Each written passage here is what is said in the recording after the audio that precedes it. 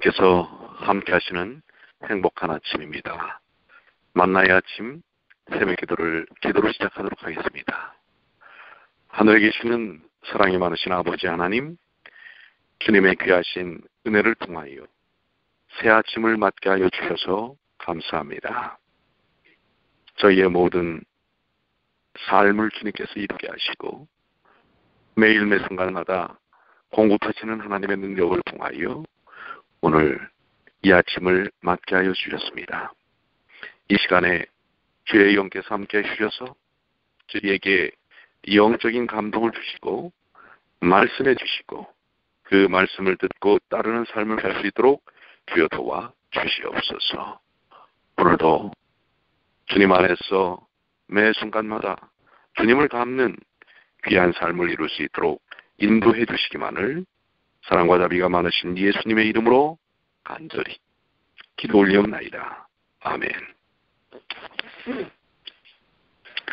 네, 오늘은 로마서 15장에 있는 말씀입니다. 로마서 15장 1절부터 우리 13절까지 있는 말씀인데요. 이제 로마서도 2장밖에 남지 않았습니다. 자, 로마서 15장 1절부터 13절까지 있는 말씀, 성경 말씀 함께 보도록 하겠습니다. 우리 강한 자가 마땅히 연약한 자의 약점을 감당하고 자기를 기쁘게 하지 아니할 것이라. 우리 각 사람이 이웃을 기쁘게 하되 선을 이루고 덕을 세우도록 할지니라. 그리스도께서 자기를 기쁘게 하지 아니하셨나니 기록된 바 주를 비방하는 자들의 비방이 내게 미쳤나이다 함과 같으니라. 무엇에든지 전에 기록한 바는 우리의 교훈을 위하여 기록된 것이니 우리로 하여금 인내로 또는 성경의 안위로 소망을 가지게 함이니라. 이제 인내와 안위의 하나님이 너희로 그리스도 예수를 본받아 서로 뜻이 같게 하여 주사 한 마음과 한 입으로 하나님 곧 우리 주 예수 그리스도의 아버지께 영광을 돌리게 하려 하노라. 이러므로 그리스도께서 우리를 받아 하나님께 영광을 돌리심과 같이 너희도 서로 받으라. 내가 말하노니 그리스도께서 하나님의 진실하심을 위하여 할례의 수종자가 되셨으니 이는 조상들에게 주신 약속들을 경고케 하시고 이방인으로 그 긍휼하심을 인하여 하나님께 영광을 돌리게 하려 하심이라. 기록된 바 이러므로 내가 열방 중에서 주께 감사하고 주의 이름을 찬송하리로다 함과 같으니라. 또 가로되 열방들아 주와 주의 백성과 함께 즐거워하라 하였으며 또 모든 열방들아 주를 찬양하며 모든 백성들아 저를 찬송하라 하였으며 또 가라사대 이사야가 가로되 이새의 불이 곧 열방을 다스리기 위하여 일어나시는 이가 있으리니 열방이 그에게 소망을 두리라 하였느니라. 소망의 하나님이 모든 기쁨과 평강을 믿음 안에서 너희에게 충만케 하사 성령의 능력으로 소망이 넘치게 하시기를 원하노라. 예, 로마서 15장 1절로 13절까지에 있는 말씀을 보았습니다. 오늘 이제 12월 19일입니다. 이제 10하루, 올해도 10하루 남았는데요. 남은 기간 은혜로운 시간들이 되시길 바라면서요. 자, 우리 1절부터 3절까지에 있는 말씀. 우리 강한 자가 마땅히 연약한 자의 약점을 감당하고 자기를 기쁘게 하지 아니할 것이라.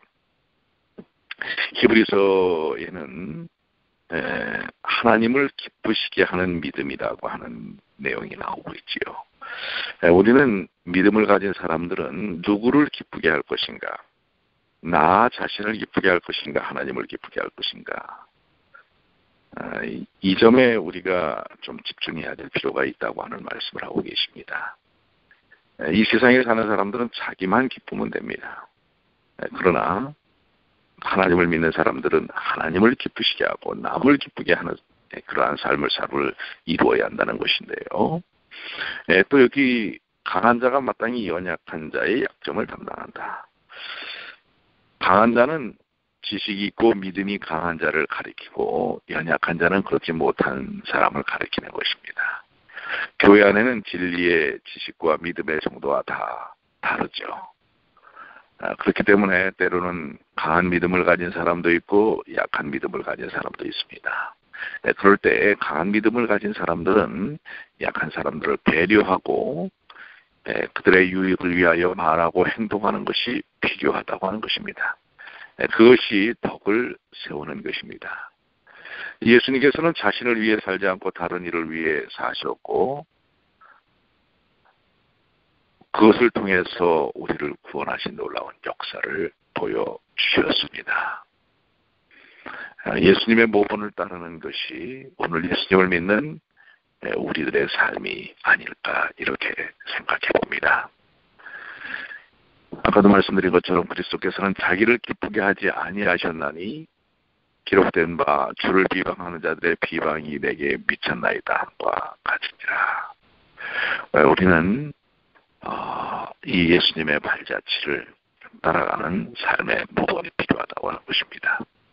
4절의 말씀은 무엇이든지 전에 기록한 바는 우리의 교훈을 위하여 기록된 것이니 그러므로 우리로 하여금 인내로 또는 성경이 아니라 소망을 가지게 하려 함이라. 다윗은 사람들의 비방을 체험하였고 그것은 메시아가 당할 고난을 예표한 것이었죠. 하나님께서 여러 일들을 성경에 기록하신 것은 우리의 교훈을 위해서입니다. 성경은 1차적으로 우리로 예수 그리스도를 믿고 구원을 얻게 하는 데 목적이 있지만 그것은 또한 구원을 얻은 우리에게 인내와 안위로 소망을 가지게 하려는 목적도 있습니다. 성도는 세상에서 고난의 긴 세월을 통과합니다. 하나님께서는 일들을 조급하게 행하지 않으십니다. 우리는 고난의 현실 속에서 성경을 통해 하나님의 위로와 소망을 얻습니다. 이와 같이 우리는 서로를 향해 오래 참고 용납하는 일이 필요합니다. 지금 예수님이 이 땅에 오셨다 가신 지 2000년이 되었습니다. 예수님이 다시 오시겠다고 말씀하시고 2000년의 세월이 흐른 것입니다. 이것은 어떻게 보면 믿음을 갖고 있는 사람들에게 긴 세월일 수 있는 것입니다. 한 사람의 인생이 70이요 80이라도 라고 말씀하셨습니다. 어떻게 보면 우리의 7, 80년, 8, 90년의 인생의 세월 그 안에 또 오랜 기다림이 필요한 것입니다. 우리는 말씀을 통해서 인내가 필요합니다. 그리고 오히려 이 땅에 함께하는 이들과 아름다운 선한 교제를 이루어야 한다고 하는 것입니다. 우리에게 주어진 세월, 우리는 어떻게 살아야 할 것인가? 따뜻함과 배려와 이해와 사랑과 아름다운 교제가 필요하지 않겠습니까? 논리나 이론과 주장은 한순간인 것입니다. 그것 때문에 서로에게 상처를 주고 아픔을 주고 고통을 줬다는 것은 참 어리석은 일일 수 있는 것입니다. 그 당시에는 그것이 전부일 것 같지만 그것이 지나고 보면 그것은 참 별 아무것도 아니라고 하는 것입니다. 그런데 우리는 그런 것 때문에 매달려 있습니다. 자존심, 또 자신이 판단하는 어떤 판단, 오늘 예수님을 믿는 우리들의 삶에 좀 더 여유가 필요하지 않겠습니까? 보십시오. 2013년도 이렇게 지나가고 있습니다.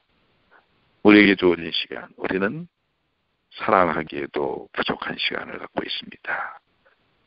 더욱더 많은 관심과 배려, 특별히 이 연말에 좀 더 따뜻함으로 살피는 일들이 필요하지 않을까요?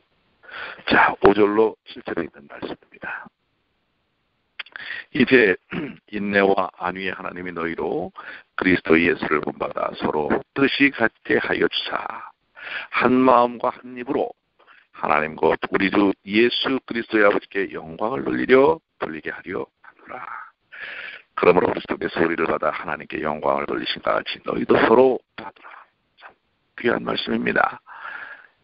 그리스도 예수를 본받아 서로 뜻이 같게 하여 한 마음과 한 입으로. 이것이 그리스도인의 삶의 모습이 아닐까요? 뜻이 하나 되어 한 마음과 한 입으로 사는 삶이 필요한 것입니다.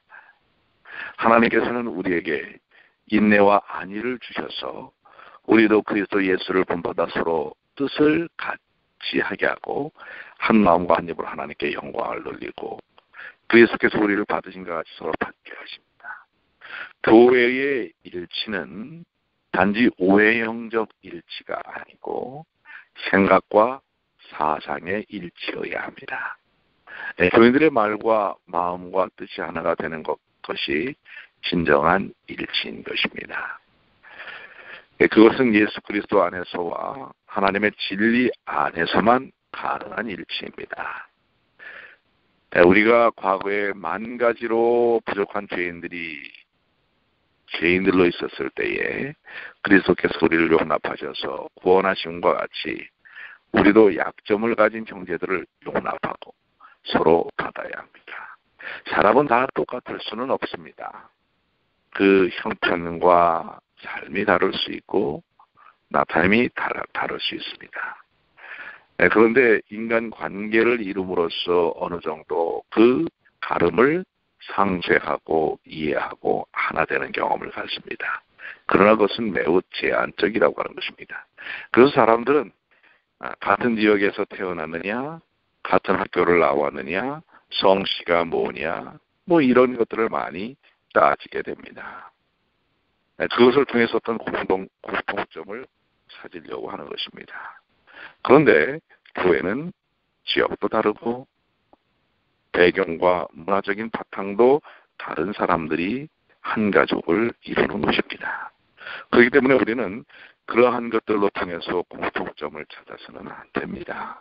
그것은 오히려 하나님의 말씀의 공동체, 신앙 공동체 안에서 파당을 이루는 원인이 됩니다.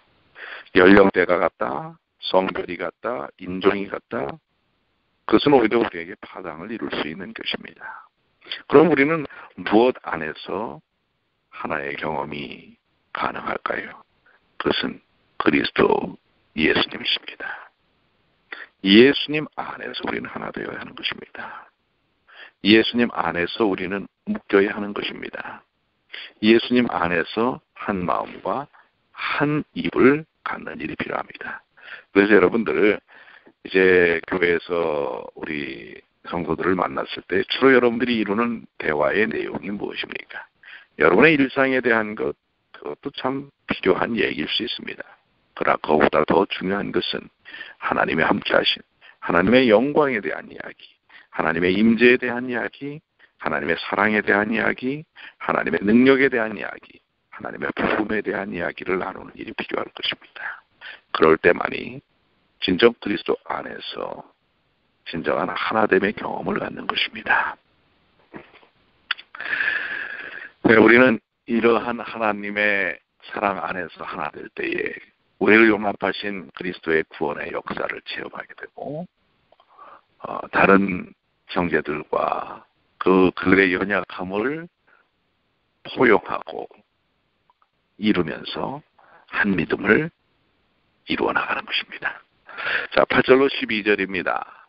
내가 말하노니 그리스도께서 하나님의 진실하심을 위하여 할례의 수종자가 되셨으니 이는 조상들에게 주신 약속들을 정복케 하시고 이방인으로 그 긍휼하심을 인하여 하나님께 영광을 돌리게 하려 하심이라.